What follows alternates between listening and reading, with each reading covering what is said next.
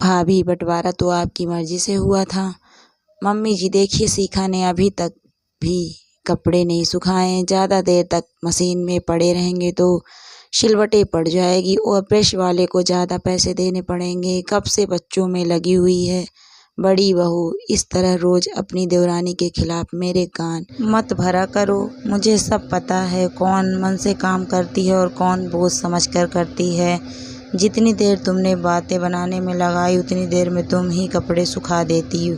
वो तो तुम्हारा भी काम कर देती है और तुम हो कि इतना भी नहीं कर सकती हो। बच्चों को खाना खिला रही है, फालतू तो नहीं बैठी है। ये सुनकर मीनू वाला का चेहरा उतर गया।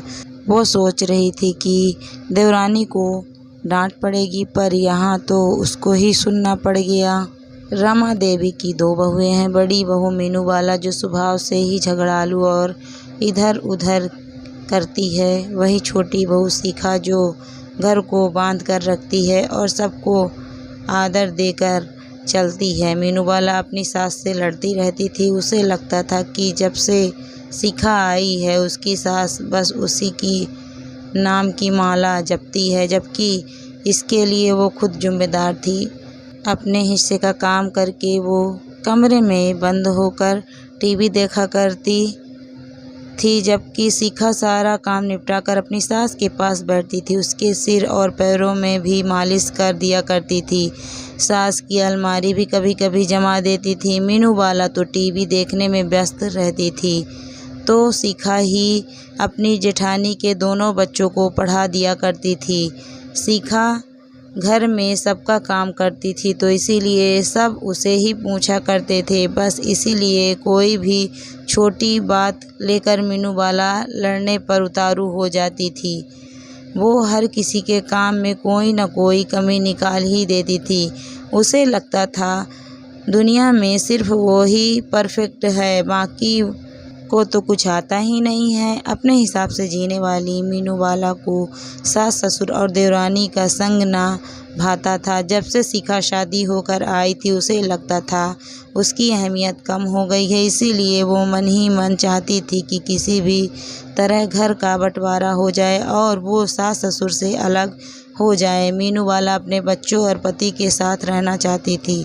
वो अपने पति विपिन से अलग होने को कहती है, पर विपिन समझता है अलग होना तो कोई समाधान नहीं।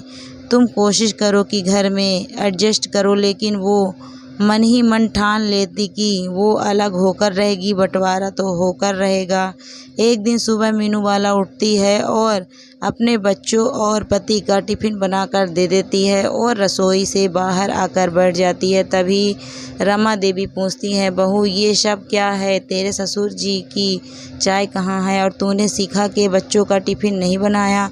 सबको देर हो रही है। तो मीनू वाला उल्टा जवाब देती है, मम्मी जी मैं कोई आप सबकी नौकरानी नहीं हूँ जो सबके आगे पीछे घूमती रहूँगी। रसोई खुली पड़ी है, जिसको चाय चाहिए वो बना ले और जिसके बच्चों को टिफ़िन चाहिए वो खुद बना ले। मैंने सबकी सेवा करने का ठेका नहीं ले रखा है, अब मैं भी थक जाती हूँ। मीनू वाला, ये क्या कह रही हो?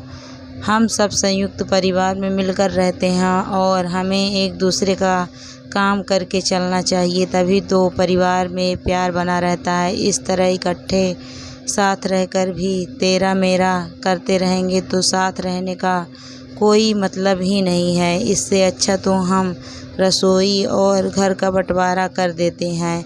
हाँ तो ठीक है ना मम्मी जी, घर का बंटवारा कर दीजिए ताकि आप लोग भी शांति से रहो और हम लोग भी सुखी रहें। ये रोज़ रोज़ की चिक चिक मुझसे होती नहीं है, मैं भी अब परेशान हो गई हूँ। ये घर तो मुझे जेल लगने लगा है। अकेले रहने से मैं आज़ादी से तो रहूँगी, आप लोगों के साथ रहो तो सांस भी आपके अनुसार ही लेनी है। सुबह जल्दी उठो, नहाओ, खाना बनाओ, फिर जाकर पूरे घर का काम निपटाओ। अपनी मर्जी से ना रसोई में कुछ बना पाते और ना ही कहीं घूमने जा सकते। मेरी तो ज़िंदगी ही बंद कर रह गई है, उस पर भी ताने सुनो। ये सुनकर रमा देवी भी बोल पड़ती हैं, बहू तू कभी 6 बजे के पहले तो कभी उठती ही नहीं है, काम तो तू सारा अकेले भी नहीं करती। मैं और शिखा भी बराबर लगे रहते हैं। मैंने तुझे कभी घूमने से मना भी नहीं किया। हर रविवार तो तू बच्चों को मेरे पास छुड़ाकर सिनेमा घूमने जाती है। मैंने तो कभी तुझे बांध कर नहीं रखा। फिर ये तेरी मर्जी, तू अलग रहना चाहती है तो रह ले। मैं इनसे कहकर घर का बंटवारा करवा देती हूँ। वैसे भी अब तुम लोग समझदार हो गए हो, बड़े हो गए हो, अपनी गृहस्थी और अपने बच्चों को खुद भी संभाल सकते हो। शिखा दोनों की बातें सुन रही होती है और वो जानती है कि भाभी बहाने बना रही है, झूठी बातें बना रही है। मम्मी जी एकदम सच कह रही हैं। वो भी जब से शादी होकर आई है, मम्मी जी ने कभी बंदिश में नहीं रखा। बहुओं को अपने हिसाब से जीने की हमेशा आज़ादी दी है। शिखा अपने पति सचिन को सब बताती है और कहती है, इस तरह घर मत बिखेरने दो भैया भाभी और हमारे बच्चे, हम सब साथ ही मिलकर रहेंगे। बंटने में तो सबका ही नुकसान होगा। परिवार इकट्ठा रहे तभी तो मजबूत और आदर्शवादी कहलाएगा। आप किसी भी तरह से ये बंटवारा रोक दो। पर सचिन समझाता है, होने दो बंटवारा, ये सबके हित में है। बंटवारा सबके हित में कैसे हो सकता है? परिवार का विघटन, बिखराव अच्छा नहीं है। शिखा तुम ज़्यादा मत सोचो। हमसे बड़े मम्मी पापा हैं, भैया भाभी हैं, हम तो छोटे बेटे बहू हैं। हम क्या कर सकते हैं? विपिन को पता था कि ये बंटवारा सिर्फ मीनू वाला की जिद की वजह से हो रहा है। वो ही मम्मी से पंगे लेती रहती है, किसी के समझाने से भी कुछ समझती नहीं है। इसीलिए रोज़ रोज़ लड़ने से अच्छा है कि अलग हो जाए। पर फिर भी वो ऐसा जताता है कि पापा बंटवारा करके हम दोनों को इस घर से निकाल रहे हैं। वो छोटे बेटे बहू को ज़्यादा चाहते हैं। रमा देवी और उनके पति मिलकर बंटवारा कर देते हैं। इस घर के अलावा एक घर और होता है जो उसी शहर में होता है। वो घर किराएदारों से खाली करवा के विपिन और मीनू वाला को दे दिया जाता है और दुकान के भी 2 हिस्से कर दिए जाते। मीनू वाला अपने पति और बच्चों को लेकर दूसरे घर में चली जाती है। सास ससुर शिखा के पास में रह जाते हैं। मीनू वाला के बच्चे बड़े होने लगते हैं। वो स्कूल से कॉलेज में आ जाते हैं। अब वो अपने हिसाब से जी रही होती है तो कभी पलटकर अपनी देवरानी के घर पैर भी नहीं रखती और सास ससुर की खबर भी नहीं लेती। शिखा सास ससुर के साथ रहकर उनकी सेवा करती है। अब उसके बच्चे भी बड़े हो जाते हैं। मीनू वाला अपने बड़े बेटे का विवाह निश्चित कर देती है और ये खुशखबरी नौकर के साथ अपने सास ससुर को भिजवाती है। दोनों अपने पोते की सगाई से बहुत खुश होते हैं। शादी का कार्ड भी दोनों भिजवा देते हैं तो रमा देवी नाराज हो जाती है। अपने ही घर के लोगों को भला ऐसे बुलवा देते हैं क्या? हमारी क्या जरा भी इज्जत नहीं है? हम उसके दादा दादी हैं, हमारा इतना भी सम्मान नहीं है। तब शिखा समझाती है, पापा जी हम तो घर के हैं, हमें तो जाना चाहिए और राहुल तो हमारी गोद में खेला है। हम उसकी शादी में जाएंगे तो उसे बहुत खुशी होगी, नहीं जाएंगे तो दुनिया वाले बातें बनाएंगे। भला समाज और रिश्तेदार को बातें बनाने का मौका क्यों दें?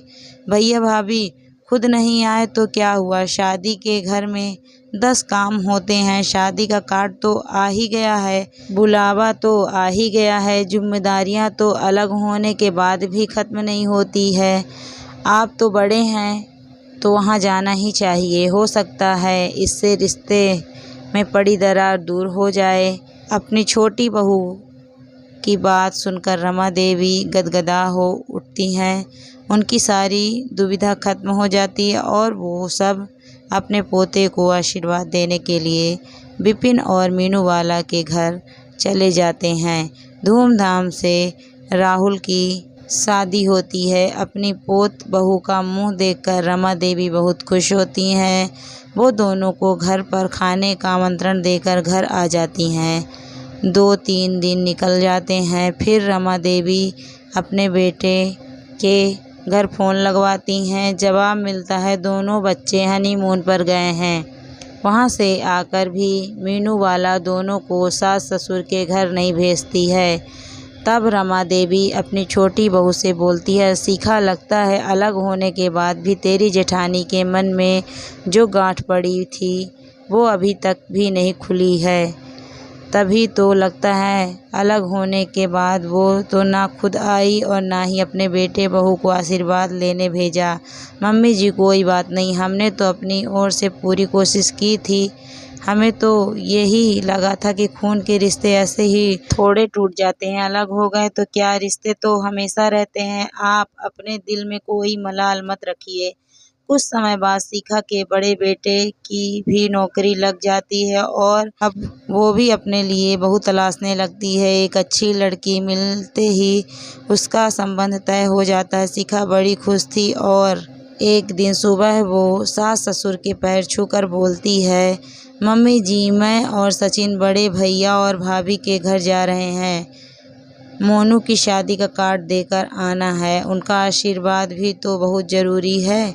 दोनों मीनू वाला के घर जाकर कार्ड दे आते हैं और उनसे ज़रूर आने को कहते हैं।